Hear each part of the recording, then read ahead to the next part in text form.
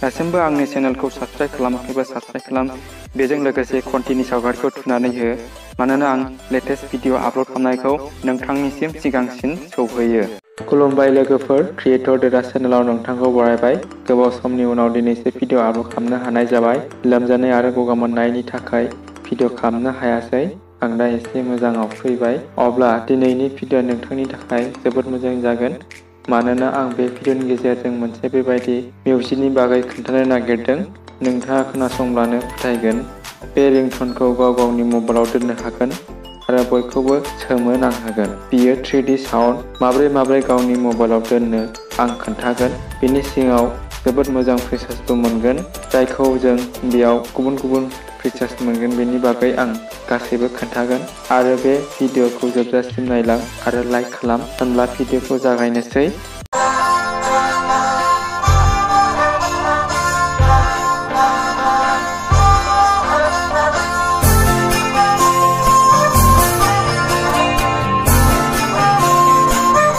लोगोफोर, रिंटना बयनिबो मबाइलाव थाखायो।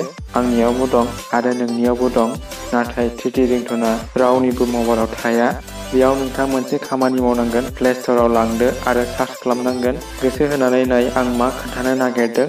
मोनसे एप सार्च खालामदो। बेयो जाबाय 3D रिंटन साउन्ड। नाथाय बेयाव नोंथाङा गोबां बेबायदि एप्स नुगोन। बेयाव बिसोर खोन्थागोन 3D मिउजिक होगोन, 3D रिंटन होगोन होननानै, नाथाय बिसोर जेबो होआ माखासे एप्सफोरा।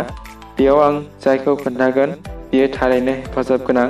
बे एप्सनि लिंकखौ भिडिअनि डिसक्रिपसनाव मोनगोन। बे एप्सनि सावगारिखौ नाय। बियो 3D साउन्ड रिंटन। बेखौ नाय आरो डाउनल'ड खालाम। बेनि उनाव बेखौ अपेन खालामब्ला बेबायदि नुगोन।